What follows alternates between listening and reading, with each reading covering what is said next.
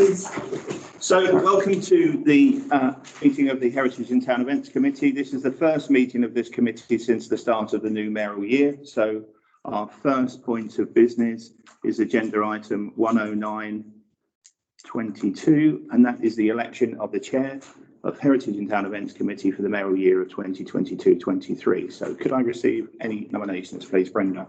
Jane James, please. Any other nominations? A seconder, please. Brenda, Barbara, sorry. I'll change my name and make it easier. Sorry. And everybody in favour? Yeah. Thank you very much. Over to you, and Jane, thank you.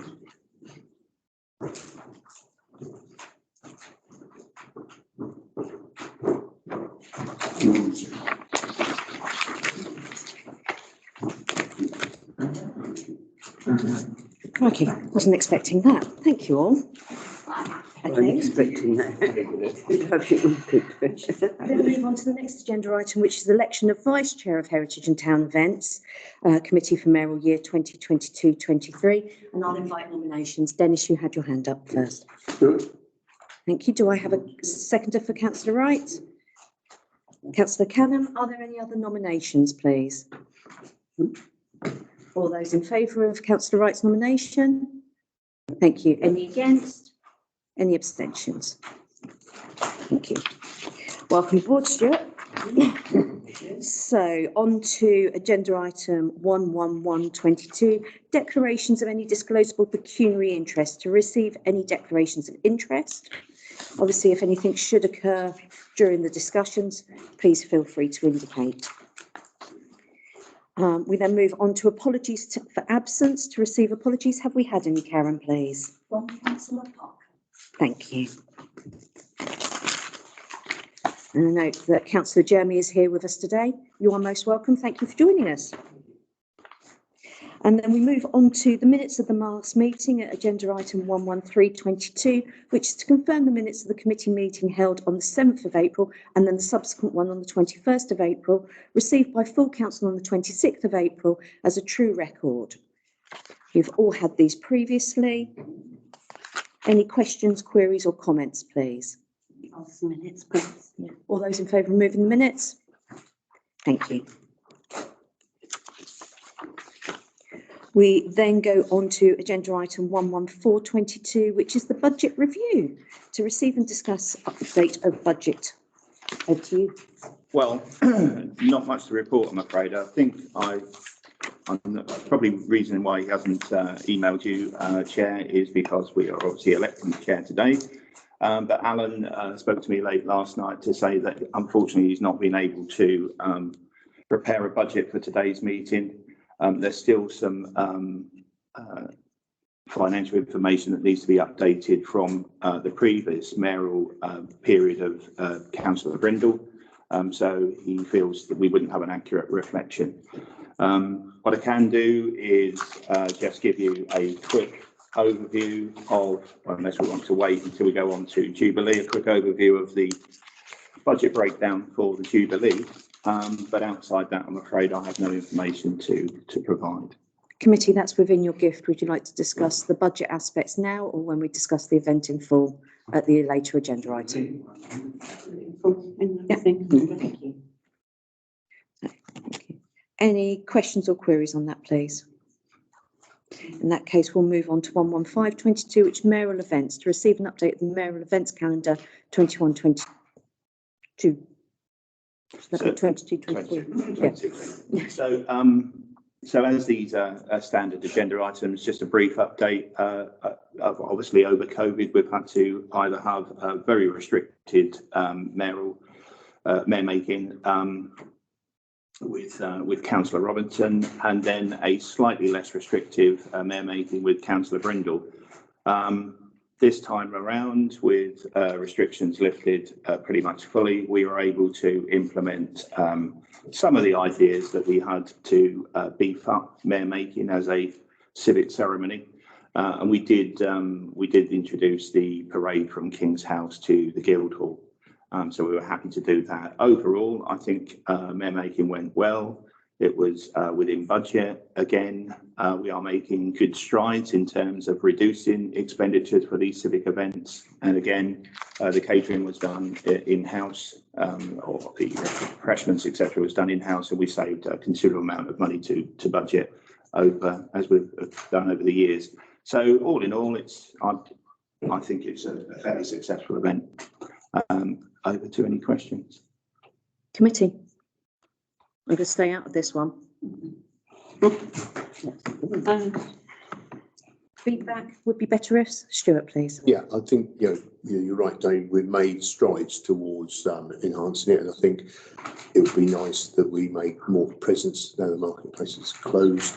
We had the one stall because we approached the idea of a steam engine or something like that. I think was talked about, and other groups, and making more of it in the afternoon leading up to it. I think it's something we can work towards in the future years. So just going back to that, we did discuss several elements of that to try and make it more of an event. One of them was to try and have some activity on the market square. Kerry, as a civic officer, contacted several different organisations, and I must admit, 48 hours before Mayor Making, there was going to be nobody on the market. We actually had, I think it was one of the scouts or the guides who actually contacted Kerry 48 hours just to say what time do we have to attend, etc., etc. There was no confirmation from the image. So I think we need to be a little bit more vigilant in terms of trying to chase those, because they're obviously also under a lot of stress and things. Maybe we can reach out to other community organisations, but I think next year that's definitely something we want to do. I think the Charles Borough, we did speak to them, but at the time they were gearing up for another event, and also they've had a lot of repairs and things. One of our schools programme had to be cancelled because of some of the work that they are doing. The other thing that we talked about is, and you were very much involved in that, which was to create some of the mayoral displays. And again, because there was so much on, we couldn't quite achieve that. But that's something we are working on. So not just for Mayor Making, but civic events in the future, we will have some displays that we can roll out. So with Mayor Making, we do depending on the mayor. She has her personal, or he has their personal invitation list. So introduction to new people at that ceremony, and it's an opportunity for them to learn about our mayoral history. So we will beef it up going forward, but I think coming out of COVID and discussing this 3 years ago, we have introduced some new improvements, but clearly we can go further. If I may just come back, just not being critical, it's more of a working towards, but also the feedback I got from the ceremony itself, the singers, and that was very well received. And also, I think Craig's narrative went down well for those who weren't aware of the history of Minority. So I think we're doing well. Thank you. Anybody else, please, team? Yes, Terry. Chair. Just a couple of comments. I think I worked out it's probably about my 20th Mayor Making ceremony that I've been to, and I must say it was one of my favourite actually, and one of the sort of best organised and delivered. The food and the choir were both very good, absolutely brilliant, and as Stuart mentioned, the sort of the narrative that went alongside it about the mayoralty I thought was spot on, because we don't talk about that enough. So when else would you do it at the Mayor Making ceremony? So that was very, very useful from my point of view. The bit that frustrated me was I think it's the second one now that we've done in the small court, now that we have the sort of the countertop and the benches and the tables, and there was so little space in there, it was really difficult to move around. It was actually quite uncomfortable, sort of people knocking into each other. And I just wonder if perhaps we could actually do more to encourage people to go into the large court in future, because you have to go in there to do your prep for the drinks and the food. But once you've got that, really people should be encouraged to go back to the larger space in the large court, and that would make it a much more easier environment, frankly. I don't know if we were told in advance about what was going on the market square. If we were and I missed it, apologies, but I had no idea it was outside. And when I arrived, I was like, oh, is that part of this? Is that not part of this? which is really useful. I have been told, and I don't know if it's true, but apparently the people outside weren't invited in for a drink and something to eat. They were actually given free food by the guy that runs Mr. Chips, which I thought was really, nice of him. He said, look, I've seen you out there all night. Would you like some chips and whatnot? So I don't know if that's true, but that's certainly what I've been told. There was plenty of food and drinks, so hopefully, they were invited in, but I'll just feed that back. And I think it is something that we noted because I did try to herd people. It's rather difficult when you're in robes because everybody sort of wants to talk to you. So yes, I take on board that flow in between and the inviting in. I have to take responsibility for that. I didn't, and slightly distracted, but that's not an excuse to not making sure our community isn't involved. And certainly points to take on board. And thank you for the feedback. Anybody else, please? Sorry. No. Not me, I'm not.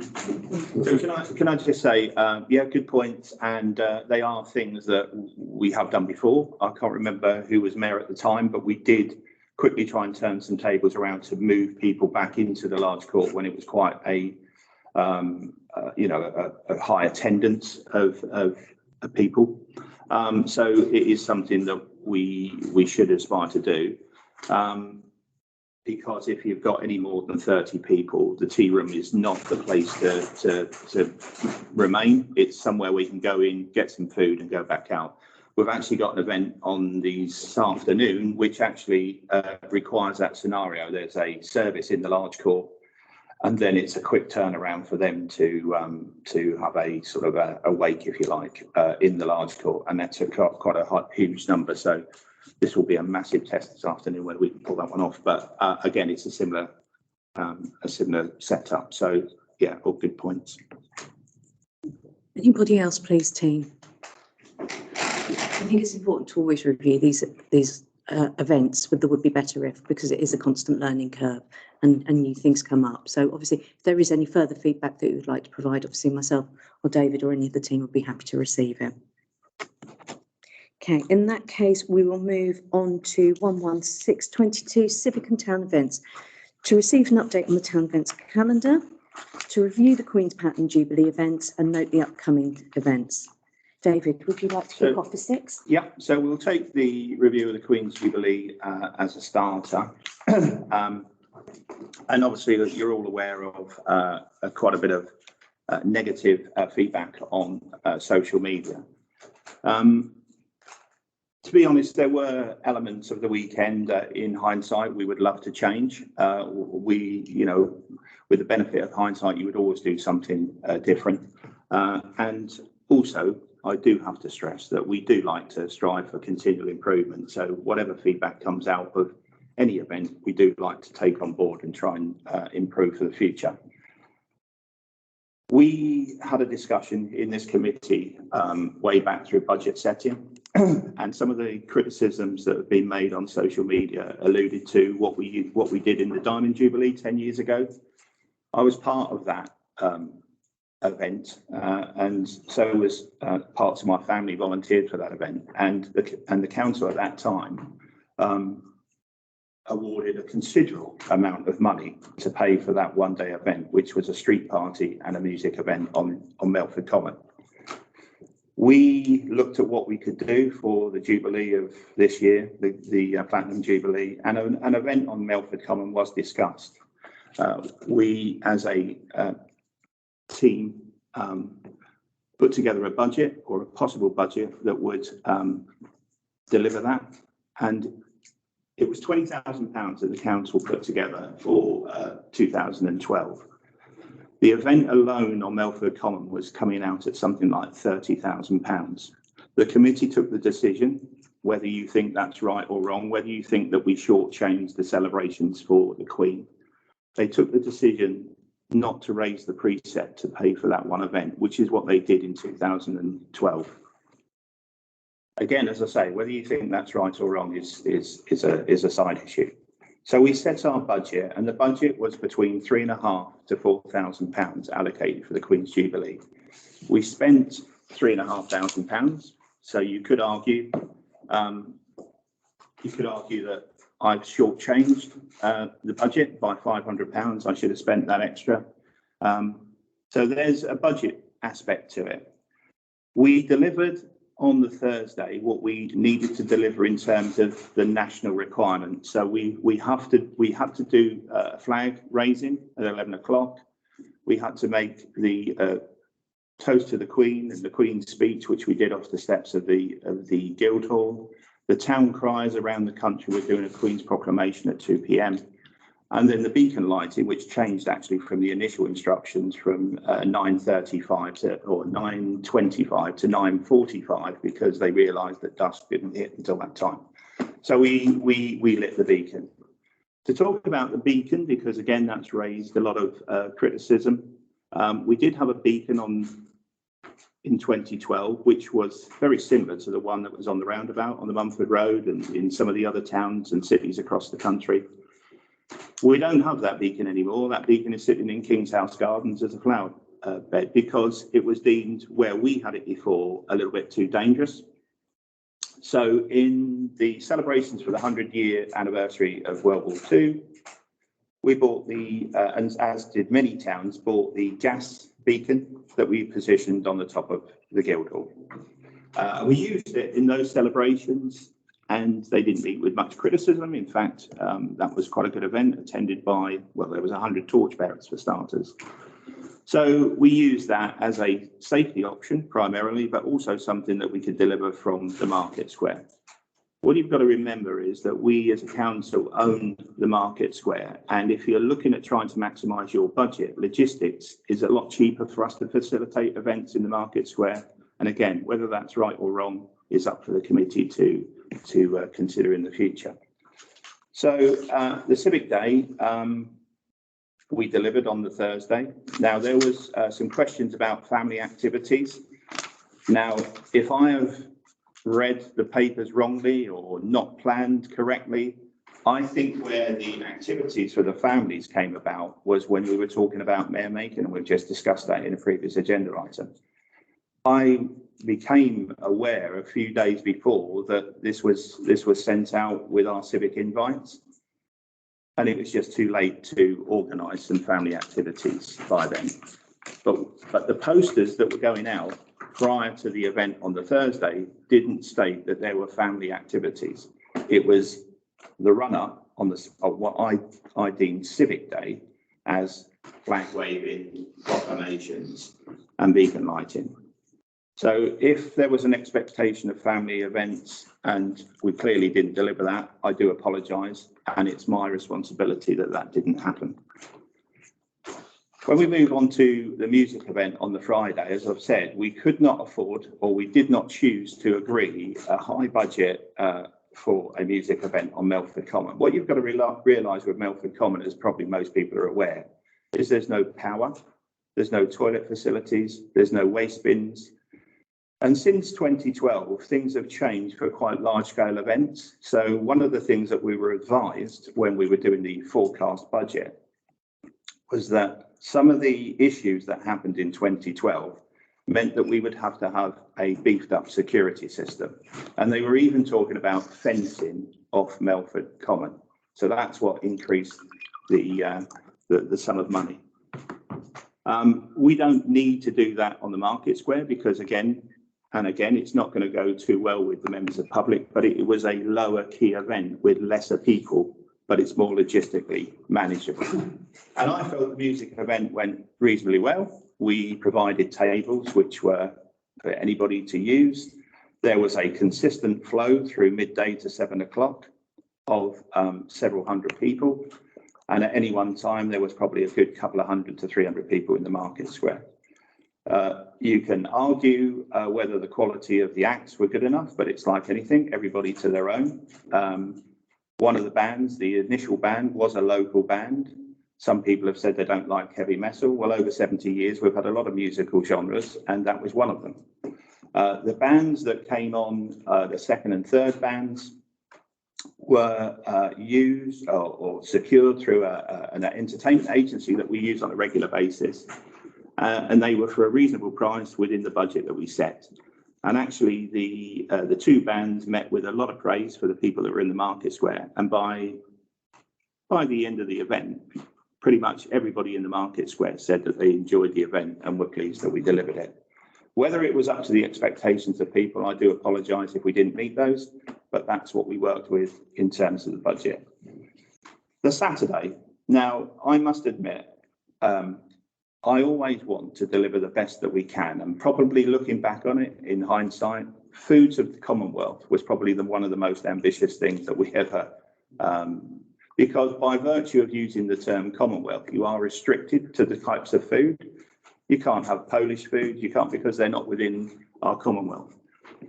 And on Saturday, it's probably the busiest day throughout the whole region, whether it's for Jubilee or not.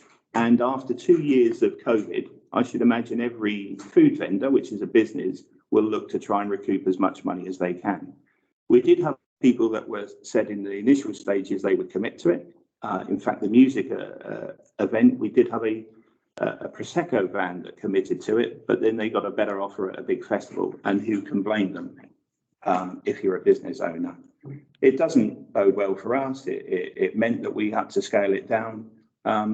So we changed those posters at a later stage to say Jubilee Market. So we dropped the fact that it was a Foods of the Commonwealth, and it was a Jubilee Market. Was there any more stalls than what we usually have on the market? There was one, and it was one of our regular crafters that committed to it. But it was very low key. And again, if out of all the days, I probably regret that we didn't deliver, it's that day. The street party, and again, we'll no doubt we'll talk about communications in a minute, but throughout the week, we had a yellow weather warning. And usually when I'm involved in events, I've got this bit of a reputation that it's always sunny. You're lucky, because even if we have bad weather, we get fairly decent weather. It was a yellow weather warning. And in fact, when I woke up at 4:30 in the morning, my conservatory was flooded.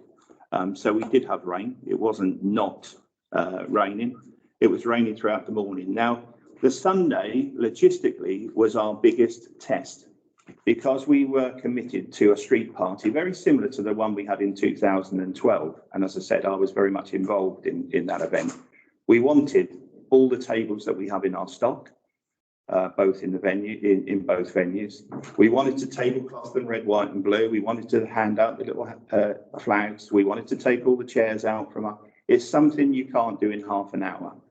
Whether we created an issue communication-wise by saying we would make a decision at 10:30, again, in hindsight, I regret doing that. I should have said we needed to cancel earlier, because at 10:30 would have been a real pressure for Vice staff to facilitate the street party that we envisaged. Those people committed to the reserved tables, and again, that's met with some criticism. That was something that we did in 2012. In fact, we borrowed some tables and chairs, if I remember rightly, from the grammar school.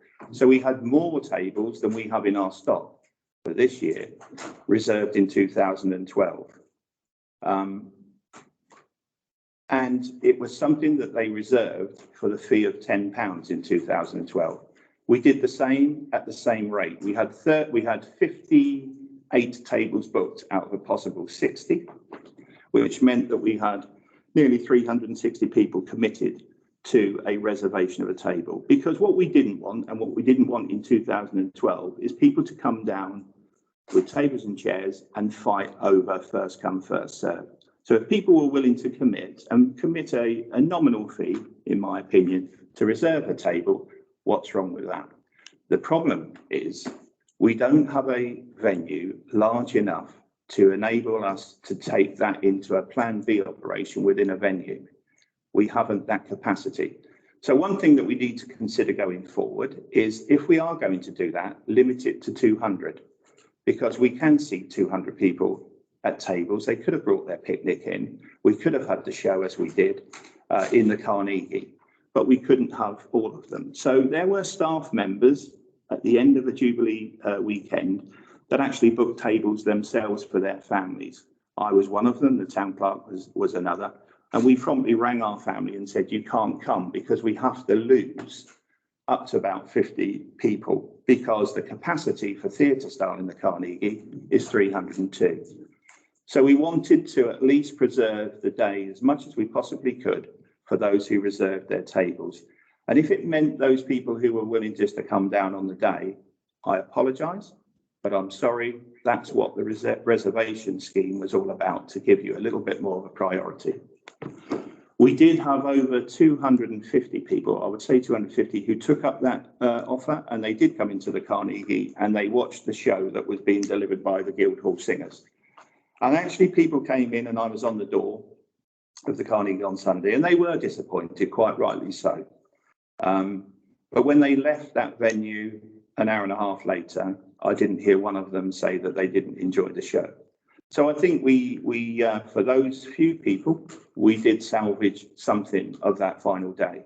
But as I said, in hindsight, I do apologise if we didn't deliver what people's expectations were.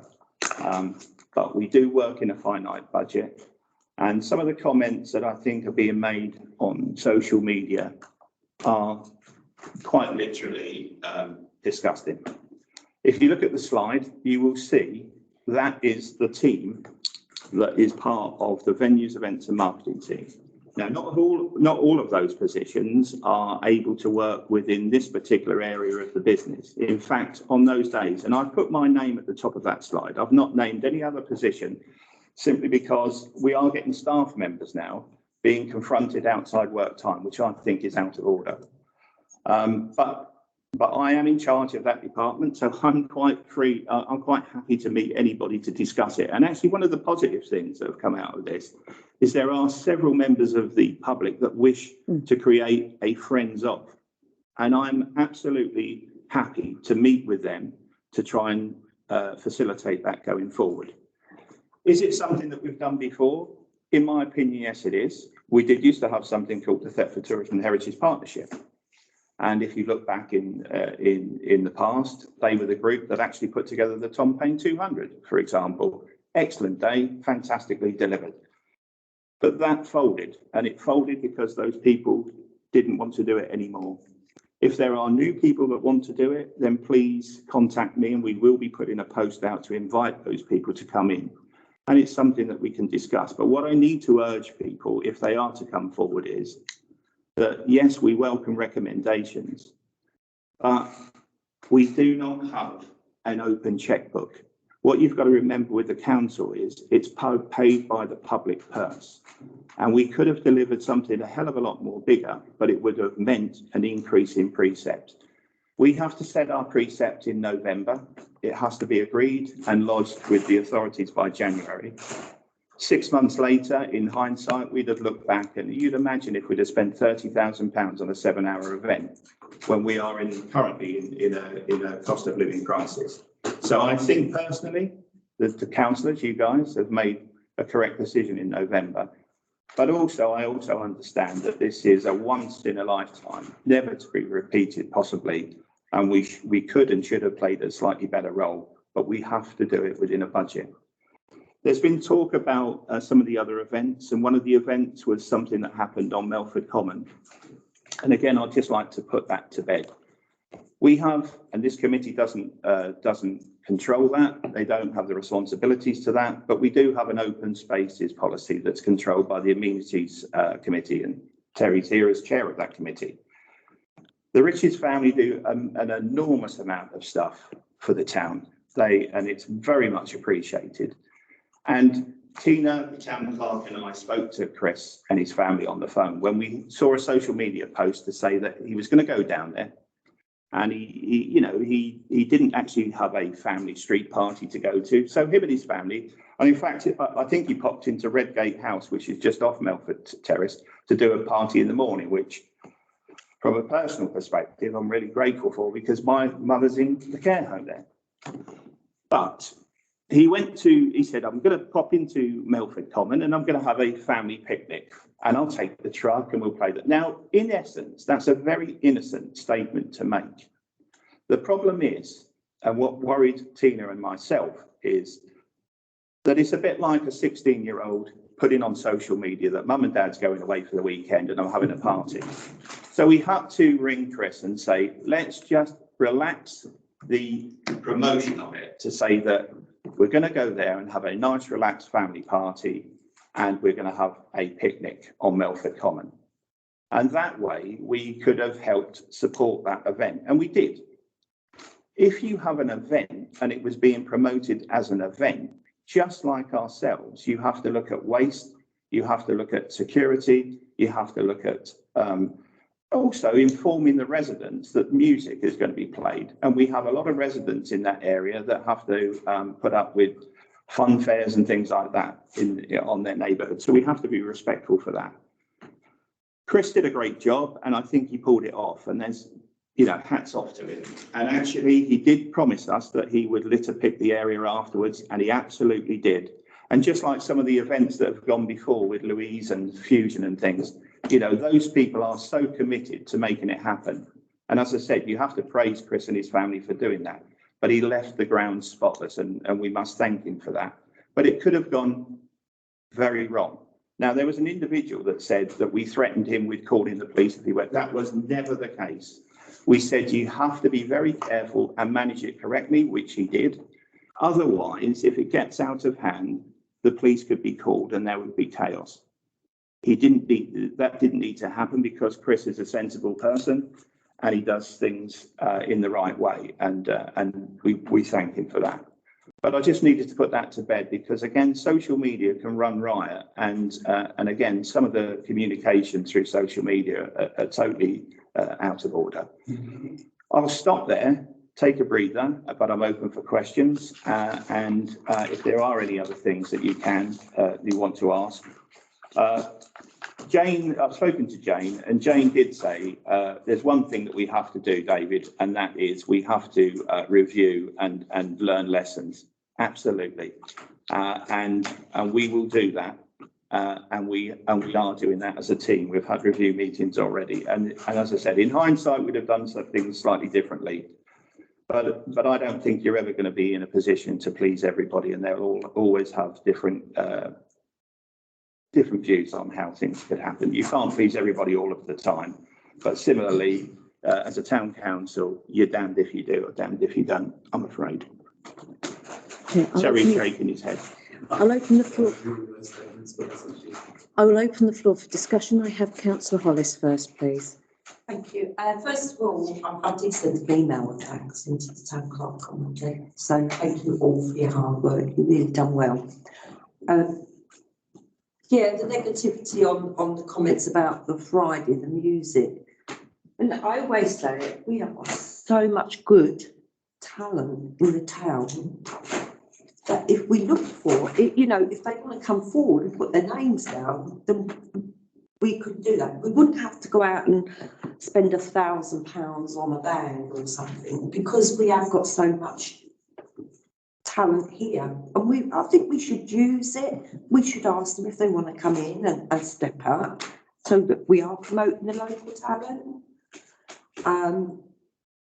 Sunday World, I mean, I've got to be honest, on my hands up. I didn't book a table. I went over and supported Keystone, which was a lovely afternoon. They done really well, singing and dancing, and so yeah, that was good. So, but you're always going to get that negativity. I don't care who it is. You're going to get one that's going to turn around and say, because it weren't their cup of tea, it shouldn't be anybody else's. And you're always going to get that. That's something on the phone councillors we have to live with. But yeah, no, but you've done well within your means, and that's the main thing. You've not overspent, regardless of comments and that. You know, you've kept within the budget. I explained to somebody, it's a small budget. And she thought I was joking. I said, no, it is a small budget. Unless you want your council tax to go up, then we're within a small budget. That was fine. She actually go into it. I think I've seen that was good. Did you want to come back on point? I saw you waiting. Well, the only thing is, and again, you know, if councillors can facilitate. We used to deliver things called the night market, and again, that was very much surrounded by showcasing local talent. We have put out numerous postings over the years to ask for them to register with us, that they're willing to support our events, not free of charge. We have a budget, and we should be happy to reward those people, whether they're local talent or not. We've had virtually zero response, but we know we go through a local person who has links, and we usually use him to bring those people in. And we've used others in the past for the night market. Ron Wood used to facilitate that for us. But we have posted for people to come forward, and for whatever reason, they don't want to. We will continue to do it. So again, if there are people out there that want to perform at various different events that we do, absolutely do we want to hear from them? Yes, we do. And we have a budget that's more that has been increased from the previous year. But I think even people who join our staff are surprised at the budget level that we work within. I can tell you now, we have £5,000 to spend on Christmas lights. Now, £5,000 won't go very far, but it will go further than what it has in the past, because we've had a budget of 3.5 in the past. So hopefully we'll be able to do a little bit more. So that's laying it out as it is.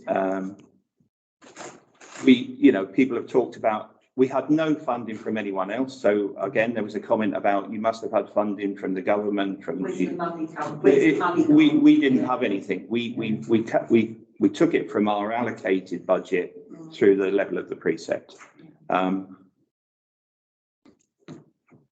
Thank you, David.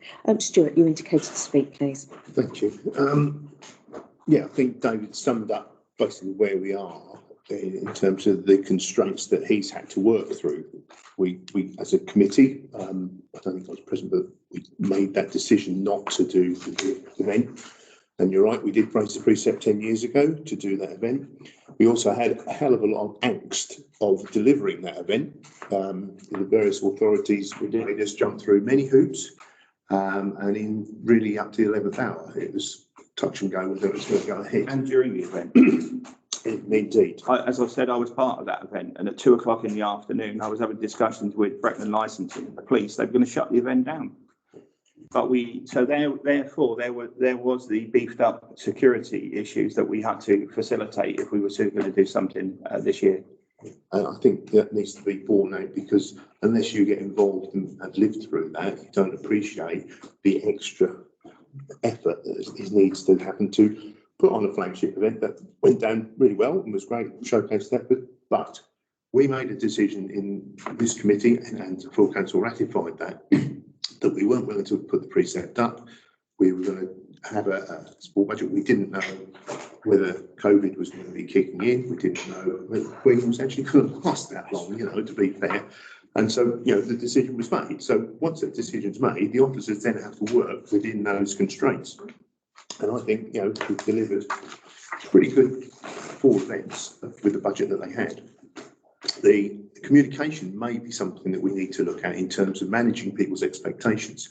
Once we made that decision that we weren't going to have this big event on Melbourne Common, then we needed to probably make people aware that because of that and the reasons behind it, and again, I think what the communications committee or venues communications, we're working towards better press releases and things like that. And Hazel's on the case here, but that's something which we all need to take on board to manage those expectations. You're always going to have the people saying, we could have been done better, you should be doing this and all that. But I know certain members react on social media trying to give those, but I think as a council, we need to not enter into dialogue all the while, but at the same time, probably put the record straight and just set the facts out to say, this is what has happened and the reasons behind it, and just make a statement. I think we need to argue, because the officers, they shouldn't be getting the flack that they have, and we need to support them much better. Thursday, we delivered what, as David said, what was required. Music on the Friday, we had 7 hours of entertainment on there for, I think, a minimal fee. It was open to all. People could rock up, didn't have to buy a drink or anything. They could just sit there and enjoy the music. So I think, that worked reasonably well. You're always going to have people, so the styles of music and that, but you can't have everything to please everybody. And I think, what we had, I was there and somebody came up to me and said to David, did you book a stand? And Dave was in two minds, I think. So, yes, I did. Brilliant. He said, I'm going to book them for 1 minute. So there was people, feeding back that they did enjoy it. It only takes one negative. It always only takes one negative, but there are hundreds of people who sat there, and I must admit, I did sit there most of the day doing a good shift, quality control on the ambience, and it went well, and it's lovely to see so many people walk up and mix. I know there are other events going on, and because of the size of the site that we had, it's probably about the right thing. If it's completely crammed, then it might have been a different story. But I think that worked out. Saturday, David's mentioned about the market and that, and again, it's managing those expectations, and maybe we shouldn't have done anything on the Saturday, because of the calls on those stalls or that, or because it's a small team, it's difficult to keep pulling in the same members of staff to deliver those extra bits, whether it be the children's activities you alluded to, or other forms of entertainment or drama that may have enhanced the market that day. So we probably just have a look at that if we did it again. But obviously this is a unique time. We've got wait another 10 years, possibly, or another 5 years for another similar event. And then obviously the Sunday, I think we made the right decision in terms of getting the tables booked. It worked before. As you said, David, I got school, Norwich Road School gave tables, Grammar School gave tables. It was Helen All tables 10 years ago. We made the decision. You're right, the decision needs to probably be made earlier.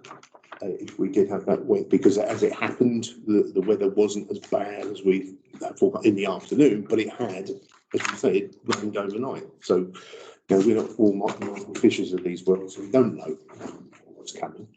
And I think, the positive feedback we had for those that attended the Carnegie concert did take a little bit of sting off the criticism that we had on social media about cancelling. But, because of the size of the event that we had, I think you're right to keep it at those number of tables we had. And you're always going to get some people who are not going to come inside if the nature of the event changed. So, it worked okay. I think we made the right decision. Well done, team. And I think we just need to manage people's expectations a little bit. Thank you, Stuart. Dennis, please. Yeah, well, most of what I was going to say, has already been said, and thank you. I attended Thursday, Friday, and Sunday, and I had a thoroughly good time. Thursday was all right. No, but no, Thursday, Friday, and so.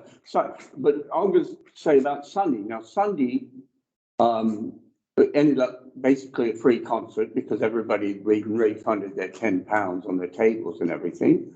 So the 250 plus people who were in there, I did not get one single complaint about it. Again, it's the Guildhall Choir that did the show. They were excellent. We had songs from the 40s all the way up till we had Hamilton.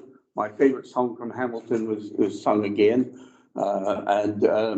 it was, and everybody did. We had some complaints at the beginning about us counselling and everything, but in the end, the people who went in and came out happy, and that's all I've got to say about it. Thank you. Brenda.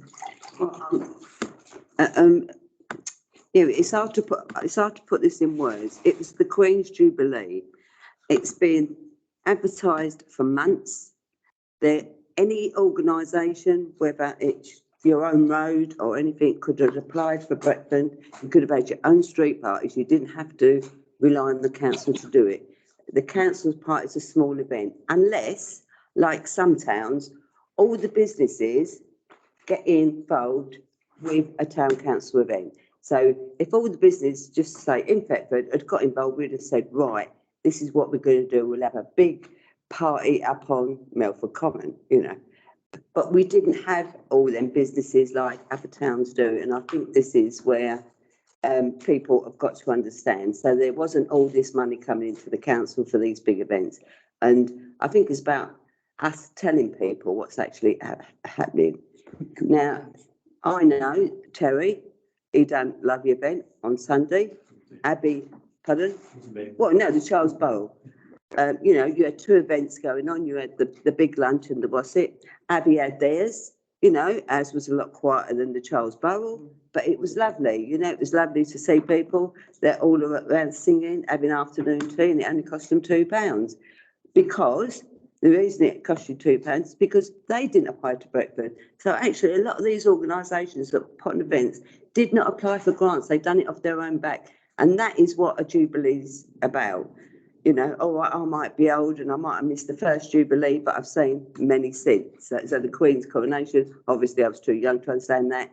But, you know, you look at the photos, and do you think the local council give all these street parties money? No, they didn't. You know, there were poor people, they made bunting out of rags. You know, it's up to individuals to celebrate something. And I think people that actually have come back on Facebook, when you put something to them, they cannot answer you, and they cannot answer you is because they didn't want to get involved in the first place. And, you know, because did they book a ticket? Did anybody on that Facebook book a ticket to go to our events? If they didn't, why are they moaning? Thank you, Brenda. I've actually, okay. Susie. Thank you. Firstly, I just want to say I'm really sorry if the officers getting, you know, abused and so on. I know what that's like, and they shouldn't be expected to cope with that. So I'm really sorry about that. But I think one of the things that most people have said to me about the events that people have been there have really enjoyed a lot of the things, particularly the live music. But there were a lot, I went to the market on Saturday and there were a lot of disgruntled people there who said they were expecting there to be, you know, more stores, more activities, more fun. They said it was just like an ordinary market, and, you know, which it was really. So I think there was a valid point there. But with the issue of the party on the Sunday, I myself went to the Charles Borough one, which was great and very well organised. But I also went to another one, a family one, in the afternoon in Bury St Edmunds. And that was a street party, and it rained, but everybody had got like little awnings over their tables. And their street was closed. It was just a small side street, and that was closed from 12 till 5, the street party.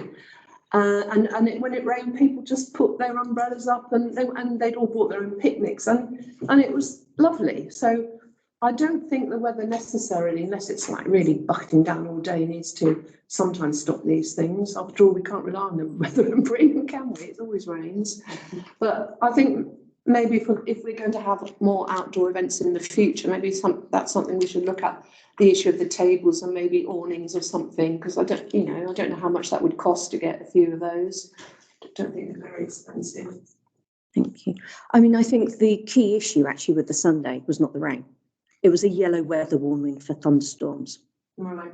So, and whilst I appreciate completely what you're saying in terms of street parties and individuals getting together, actually, we as a body would have been saying it's okay to sit outside when there's a high risk of thunderstorms and there's a weather warning out. And I think that is very, very different to a bunch of people going, yeah, it's fine if we stand under this tree. So I would defend on that.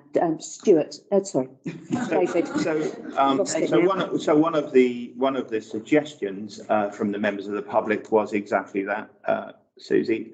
They actually said, and I have to pre-warn councillors, it's a consideration that you might want to address when we're setting our budget for next year. They want to see a canopy right the way across the market square, very similar to Bressingham Garden Centre. So I think, you know, we might. That would be incredibly expensive. Exactly, and you wouldn't see the Guildhall. But another suggestion was that we put everybody under our gazebos. Well, we only have 10, and you can only get a couple of tables at a push under one gazebo.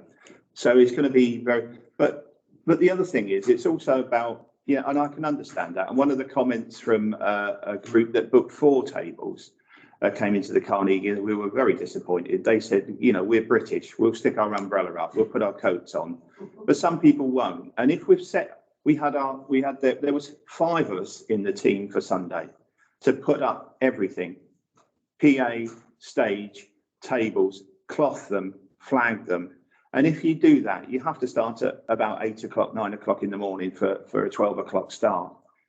And actually at 8 o'clock in the morning, as I said, it was raining, and you would have walked up to a table that you'd paid £10 for to reserve it, and it would have been drenched. Now, the £10 are relevant because you can always refund that. It's not an issue.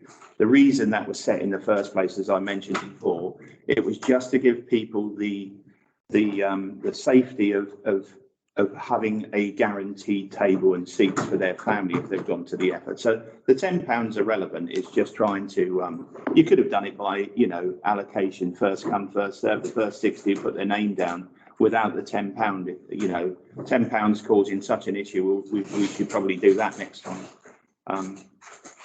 But the gazebos are expensive, because if you're going to buy 20, which you probably would need, that's going to be several £1,000s. And as I said, this particular event had £3,500 set to it for the 4 days. Can I just add another point there? Would it, is it sort of insurance reasons that we couldn't, for instance, say to people, you have your table, but bring your own gazebo? No, they can bring their own gazebo. Because I'm just thinking of other outdoor events that go on in the summer, like Newmarket, for instance. There, everybody takes a picnic and they all take their own gazebos and picnic outside. And what we'd have to do is we'd have to make sure that they're fully secured, because I've seen market traders start up on the market with a gazebo they've bought from one of the local retailers, and it's ended up in Guildhall Street within half an hour. So it'd have to be sufficiently weighted. So there is a health and safety element to it, and that's, sorry about the swear words there, health and safety. Terry, please. Thank you. I've deliberately not put my hand up because I'm not a member of the committee, so I appreciate you taking my points. But, it was a big event for the whole council, and I did attend several bits of it, so I wanted to give my feedback as much as anything else.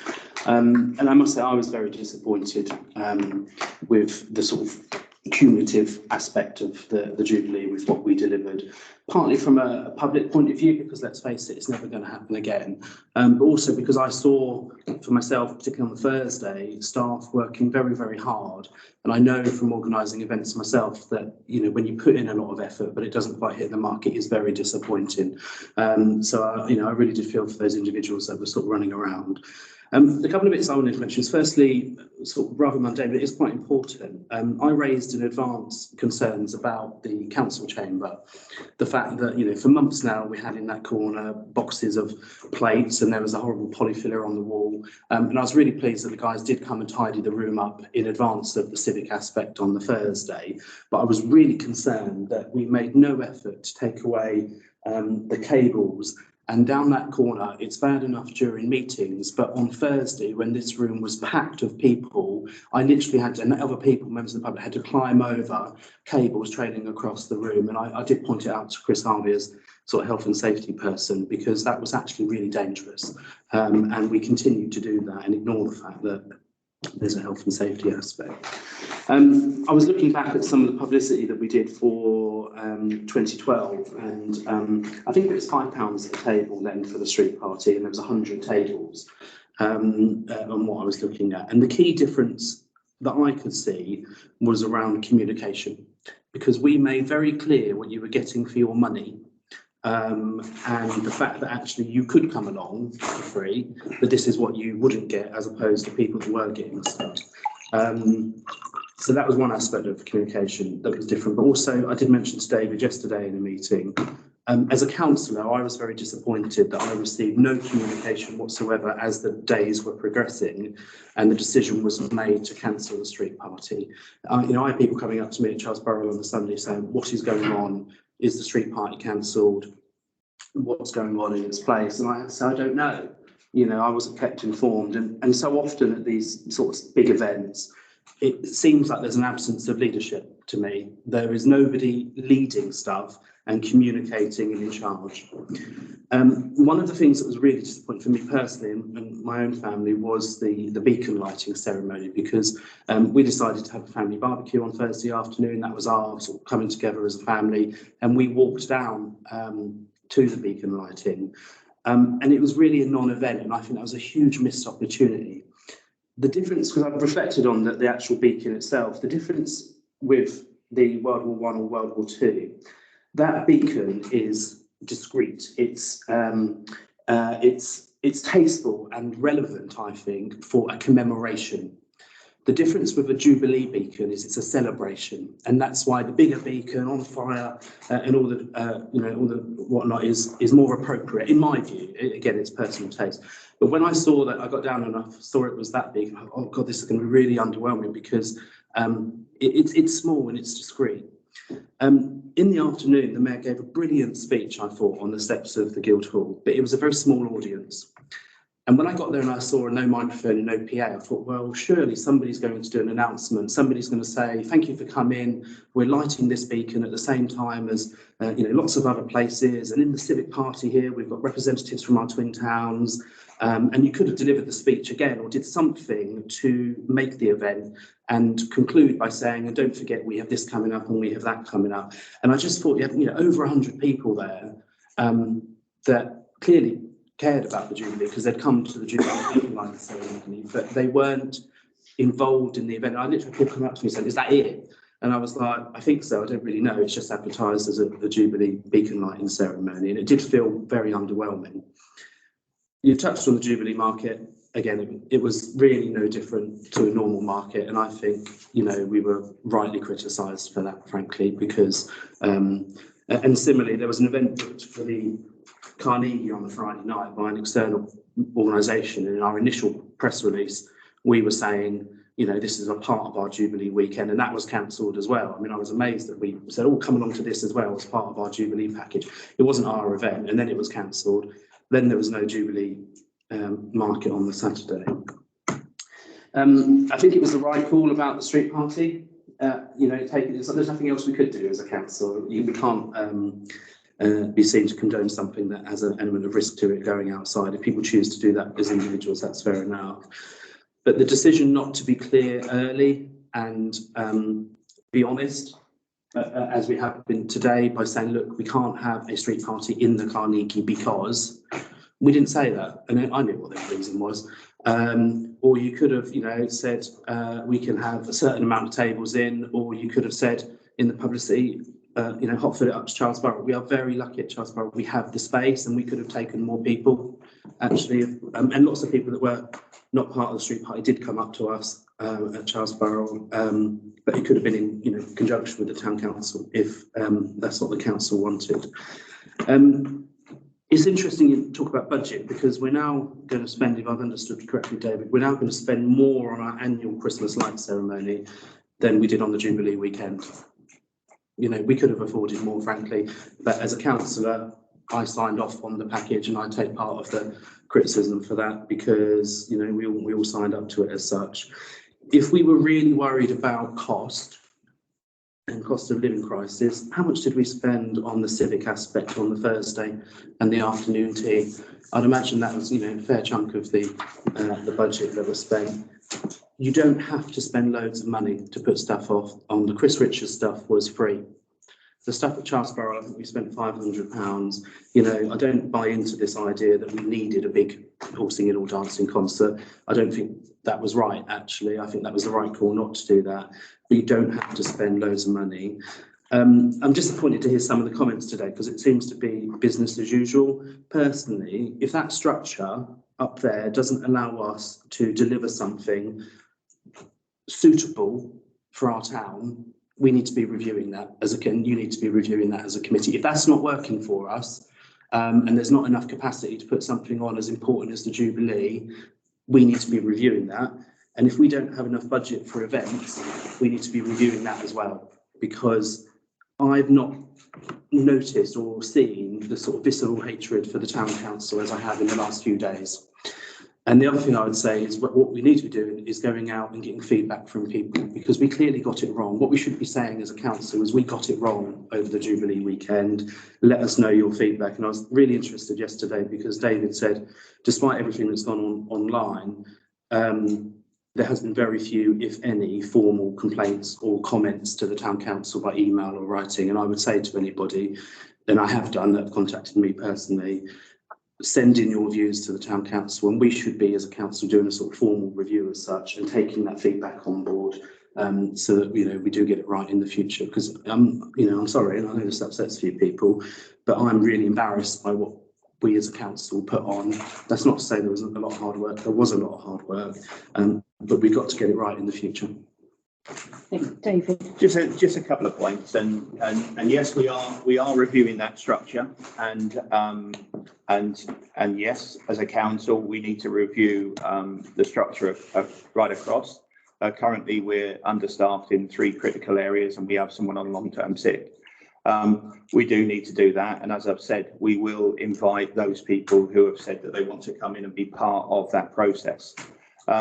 When you say business as usual, yes, I will probably agree with you there, Terry, in simple facts that, you know, we finished Jubilee, and this weekend, today, you know, we have no time to draw breath because we have such a small team that is very busy, that every single one of those, we all have a primary focus, as we put it, but we have to muck in. Every single one of those will work behind the bar, that will hump tables, which will do everything.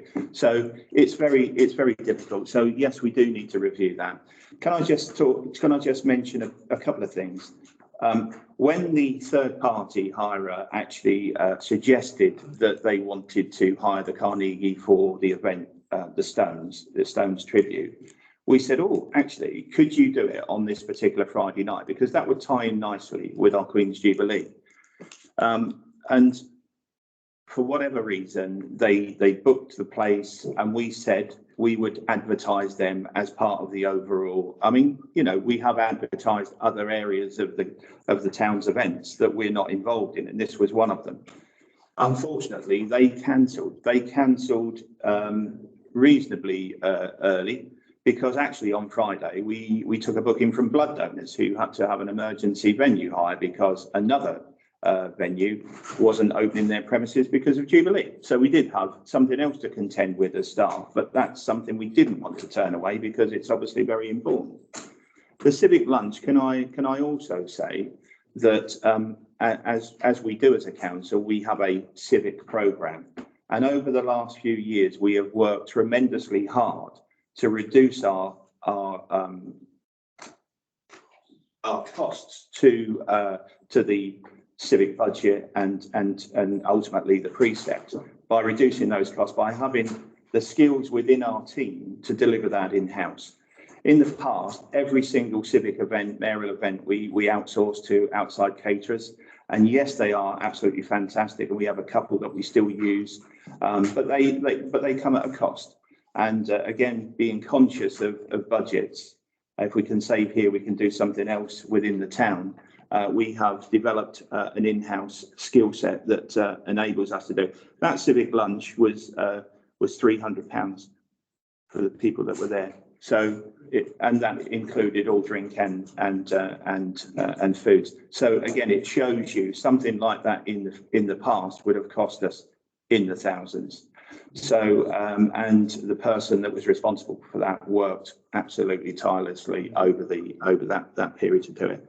So we are striving to, but all those points, Terry, are absolutely, you know, they are acceptable. In hindsight, we didn't deliver what we wanted to deliver, and we do have to have a root and branch review of everything, and we will conduct that, and we've already started that process. Can you just please indulge me in just 2 more slides, Chair? And I say this because, you know, I don't want to go out there as someone who's just trying to make excuses, but social media does hit hard when all the team has worked so hard over the weekend. And there is another social media post that's come online just in the last few days that talks about how we're not even doing anything for the heritage of the town. In fact, we do an awful lot. Now, again, you may criticise the way we advertise and promote that, and maybe we should be doing better. But, you know, over the recent periods, we have a heritage and town events officer. And when I say town events, it's events officer, sorry, not town events. It's specifically for the Guildhall project. And we have a huge improvement in how we present our heritage. We work with 6 local schools: Drake, Norwich Road, Diamond Academy, the Glade at Brandon, which is part of the EMAC group, Admirals and Redcastle. We are also attracting schools further afield. We work with West Southern College, Abbeygate Sixth Form Centre, Northgate High and Sixth Form Centre at Dereham. They've all been into the Guildhall over the past few months to learn about our history and heritage. And, you know, we have full audiences to various different heritage themed events. And some of the councillors have been attending those and can also pay testament to the feedback and expertise. Some of the feedback we've got from the colleges and the schools have been really, really encouraging that we are improving. So again, I think there's a certain individual that said that they approached the council, wanted to assist with promoting the heritage because we undersell it. Absolutely, we undersell it, but we are making strides to play our part in a more significant way. And that person said that the answer to his suggestions was, we'll hire the Guildhall Carnegie at a reasonable rate. I don't know of that conversation. And if that conversation was with anybody else, I urge that individual, and I'm sure these links of this meeting will be spread, so he may well see it. Please contact me and our heritage and events officer, and we'll be willing to sit down and talk to them about how, if he's willing, to involve himself in developing that the heritage appeal of our Guildhall and a wider town. I won't go into the other bits about heritage master plans and things like that we're working on, because we're not there We've yet. actually got an agenda for the Heritage Hub, so that would be appropriate within there. Sorry, Jane, thank you very that's much. okay. For that. I'm going to take Barbara because I'm mindful that as the only other member of the committee that hasn't had their say on this part, I'd like to hear from you. And then we're going to move on to the upcoming events within this agenda item so that you can all put the learning into process. Thank you. Firstly, I'd like to really thank the staff. I mean, I was there for most of the weekend and they just worked their socks off. They were incredible. And the fact that you can do the civic event for £300, I am so impressed, because I do the catering for the museum, Friends, twice a year, and to do that for £300 is brilliant. The feedback I've had, I mean, I was at the Saturday, the Friday music, more or less all day, popping in and out, and all the feedback I had was really good. Everyone on the marketplace seemed to enjoy it. The little children, that little boy must have just died in the evening because he was just wouldn't stop dancing. There were little children hugging the flowers outside the Guildhall. The local traders must have thought their Christmas had come, because Mr. Chippy, the Subway, Featherspoons, the ice cream man, they just had, they were so busy all day long. The idea of the Jubilee was for people to have street parties and community events, and there were certainly lots of those over the whole of Thetford. I represent Boudica Wall. There were 2 events at the church on that Admiral's estate, and they were all well attended. The only disappointment I had, was the Saturday, because I did drag my daughter downtown to see the extra stalls and they weren't there. But, there wasn't something on the board to say, that there wasn't the extra stalls. That is my only disappointment for the whole weekend, and I'm sure David's taken that on board. Perhaps we did a bit too into, maybe we should have said, actually, let's let the staff have a rest on the Saturday. We've got a small team. We've had full days, Thursday, Friday, and they had another day Sunday. So perhaps on Sunday it's Saturday. Another thing is the civic event. We did have visitors from overseas, and I think that should have been communicated more, because I've certainly forgotten why we have these links with these towns, and I think a lot of people in Thetford have, and we should have highlighted more that we have these visitors, and we've got, you know, there is this link, and we still, you know, maybe people think that the Twinning Association has gone away, and we should have, you know, made more of who visited us and why they visit us. And I know it's disheartening, David, to see what's on Facebook, but when I've spoken to people, they just say, Thetford Forum, we don't even bother commenting because we just get torn down in flames. It's just not worth putting a positive comment on because you just get torn to pieces. And in fact, most people, you know, they don't even bother looking at it now because it just becomes a bun fight and they're not interested in having, you know, it's negative, and it, you know, it puts you in about, you know, you want to put a nice comment on there and people just, you know, hit back at you, you know, just people to say that they didn't know what's going on. Well, I find that difficult to believe because it was in About Thetford and that gets delivered to every house in Thetford. So to say, you know, that they're not aware. And Brecton came back immediately to say, oh, this is, you know, somebody said, oh, where's the Jubilee money? And Brecton came back and said, this is where we advertised it immediately. I very rarely go to Bury. I mean, I tend to veer towards Norwich because my daughter lives there.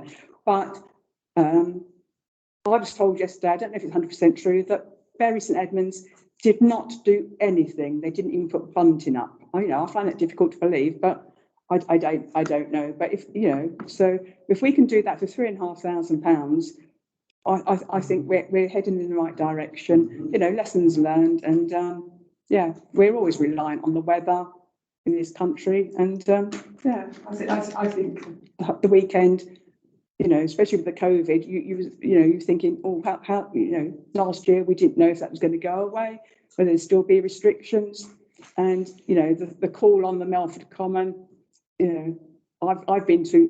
I can remember going to festivals in June where I've absolutely frozen, let alone been rained on. So, you know, that was a hell of a amount of money to try and raise through the precepts for a one-day event. And yeah, I think we went with the right decision. Right, we're going to move on to the upcoming events because from what I'm hearing, everybody's got 1,000 ideas. And we have got a team of volunteers that are out there in the community that are looking to support us in our offerings with the town. So I look forward to them stepping up and coming and joining us for at least one of these. As you'll see, the upcoming events are the River Day on the 16th of July, and then the Creative Carnival in August. So can I just, right, the reason the River Day and the Creative Carnival are on the update is actually just to do exactly what part of what we've discussed, and that is just to manage expectations. Can I just remind the committee that when we had that meeting way back in October, November time last year, we talked about, as this committee has a responsibility to do, to set the programme of town events. And what we said was the town events for 2022 will be the Jubilee. It will be the heritage period of the 9th to the 18th of September this year.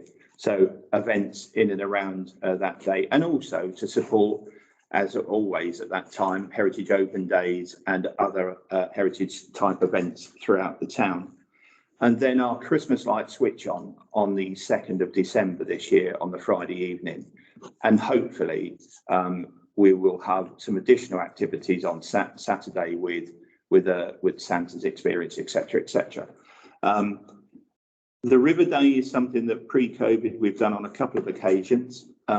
There is a project called the BFER, the Brex, Fenedge and Rivers Partnership, that has over 60 stakeholders as part of their board, and they will be leading on the River Day this year, and there will be some support from the town council to help them. And I think that's actually, we've discussed it in this committee before. We don't own the land in the Riverside, Breckland do. Brex Partnership, most of their projects are focused on the river, so it's in their interest to deliver their outcomes in and around that. And I think that's, you know, they will be the major player in that, but town council will help them as best we can. The Creative Carnival is something that was mooted amongst some members of staff and in August. And in August, we wanted to deliver something else within the town that might attract visitors. And there are many towns across the country that provide very well-attended literary festivals. So we wanted to try and set something up because on the back of some of the success we've had within the Guildhall, the writers group, etc., etc. So again, the library, some of the other outlets in the town would also factor in. So it's basically on the premise of the Old Thetford Festival, where lots of people are doing individual activities and events. Why don't we collate them together for one particular day? So it's not one of our town events as such. It doesn't hold anything in terms of a specific budget within the town events. And I just want to make that clear. It's another one that the town council will be supporting other groups and activities within the town to put on something we've called the Creative Carnival. So again, I just want to manage people's expectations and reiterate our town events programme for this year is the Queen's Jubilee, the Heritage period from the 9th to the 18th, and Christmas lights. I don't know whether there's any questions in and around that. Any questions, team? Yes, Brenda. Did you say the 8th to the 19th, the Heritage Week? The 9th to the 18th, 8th to the 19th, I haven't got, yeah, so September. Saturday, Sunday. So it's also included, and that period is what, Week? well, what they class that period is Heritage Open Days. Right. So we will put some activities on within that period. Usually 2 weekends. Yeah. Yeah. We're not I don't doing wanna be something up here every single day. Other Charles Burrell, Dad's Army, people like that will do stuff through Heritage Open Days, but we will be doing some events to support that in and around the Guildhall and the marketplace. Yes, Dennis. Are we having the regalia out this year? Yes. Yes. Yeah. Can I volunteer for that, please? You're Of course you already can, down, Dennis. Dennis. Oh, I'm already down. Already down. I spoke with Kate and she's going to give you a script Oh, so good. you don't get anything wrong. Anything further on that, noting those upcoming events and obviously reiterating the events that we have the responsibility for. And again, the call goes out to those that would like to support and engage with us. In that case, we'll move on to 11722, which is the Guildhall Heritage Hub, to receive an update. So again, this is an agenda item that we put onto the meeting agenda periodically, just to give you a continued update of what we're doing with the Guildhall Heritage displays. And just for those that haven't been into the Guildhall recently and are unaware, and for any members of the public that will watch this meeting, please come into the Guildhall tea room, because the extension to the next phase of the displays are the table wraps within the tea room. And these are a couple of examples that you see on the slide, and they depict various elements of our Thetford's history. Massive positive feedback for those that have seen it. Even one of the staff members who is not on our side, doesn't usually go in that room. He came to me and said, "Blimey, you know, when did that happen? They look absolutely fantastic." So that's really good. And when the kids come and visit the Guildhall, they love it as well. So real good addition to it. If you haven't seen them, do pop in. The next phase of our Guildhall displays will be the old Guildhall Council Chamber, and we will start to develop our Sikh themed heritage displays within that room. We have a meeting with our Sikh partners on the 16th of June, so we're looking forward to progress that in the future, and I will come back to the meeting when we do. The other element, Chair, is something that we've had on, I don't know whether you want to give an update of something that you suggested a while back. I don't know whether there's any movement on Black History Month with anything around Alan Glazer Mints. There isn't, I'm afraid. I had facilitated a conversation between our heritage officer and representatives from Norfolk Black History Month, because they're very, very keen to do some work around that, because it's not just Alan Glazer Minns, it is also Thomas Paine's work in terms of the abolition movement and also the significance of the Julep Singh family. So we do have a rich and varied history in that respect. And I know Black History Month Norfolk were keen to work with us. I haven't had an update from the Heritage Officer yet, I'm afraid. Sorry.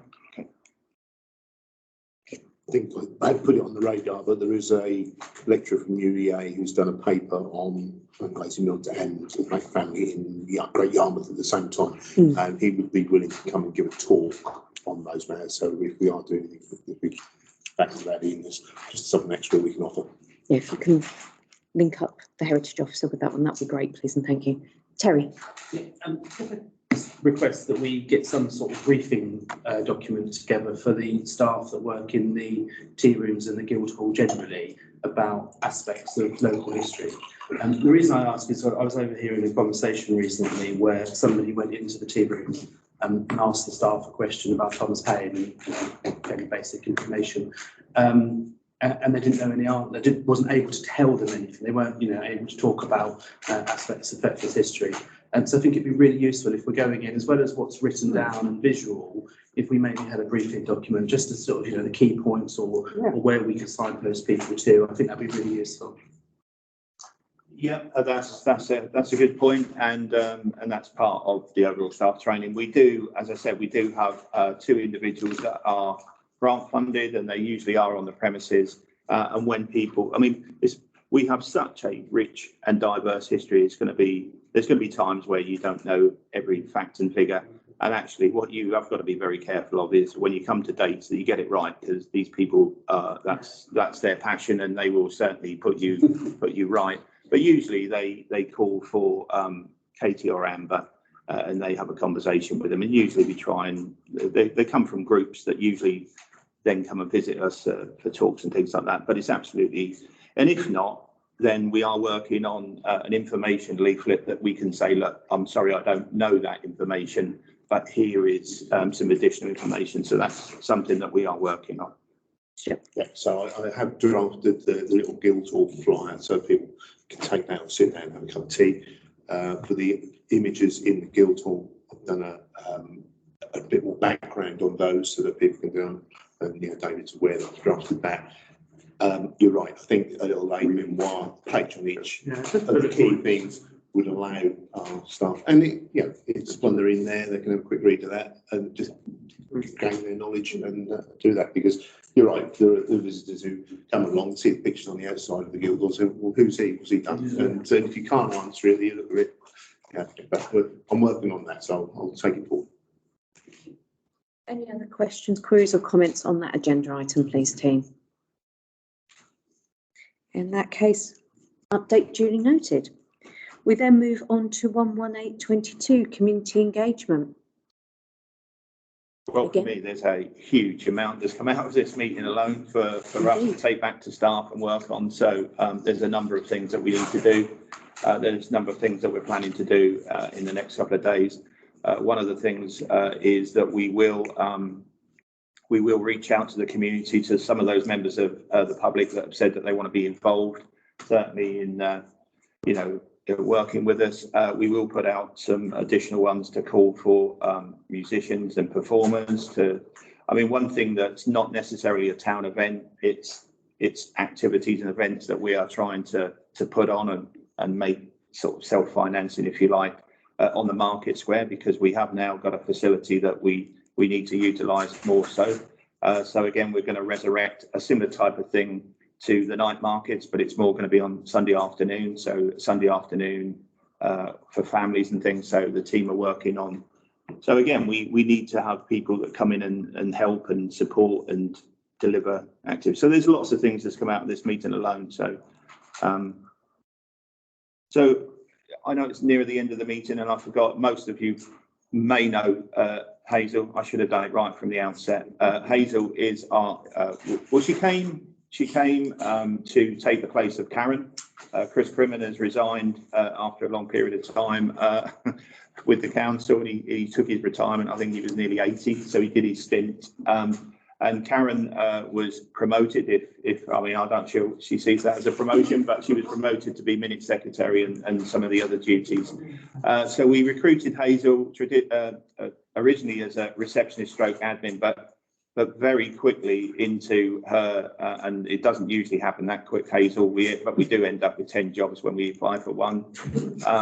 She has now been retitled as our engagement officer because a lot of her work now will be able to develop our media presence. And again, lots of criticism of, rightly so, has come back for communication. We did speak about it in venues and communication yesterday. And again, one thing that we have to do is improve briefing you guys, and that will be partly mine and Hazel's responsibility to create those briefing papers to go out to councillors and the wider community. So she's been here for a few weeks. Funny enough, she's still enjoying it. But one of the things that the committee noticed yesterday when we were looking at the analytics of our social media, the massive increase in spikes of following and engagement, funny enough, happened when Hazel walked through the door. So I've got a lot of faith in Hazel, and hopefully she can make us a lot better. So I should have introduced you from the start, Hazel. Apologies. No, thank you, Hazel, and I'll echo what David said, that yes, there's been a distinct difference. Difference, I think, is the word, but yeah, welcome aboard, and hopefully we haven't scared you off yet. Terry, you indicated to speak. You mentioned volunteers and bands. Will we be under the engagement then? Will we be formally sort of seeking feedback from people on what they thought of the Jubilee weekend and what they want us to be delivering in the future as a council? Well, one of the things that we will do is to reach out to those people who said that they wanted to be part of that. I mean, there are individuals that said that they would like to be included in trying to plan for what we do in the future. And again, we will invite them in and have discussions, and we will throw it open to a wider group. But yeah, we will do that. We will put out the invitation to register, if you like, the talents and skills that many local musicians and performers have, because I'm sure Katie will utilise those welcomingly. That's quite different though, isn't it, to asking for formal feedback, because we've seen the chatter online, and I appreciate it's not always helpful. If we want to make it helpful, then we have to formally ask for feedback to come to us.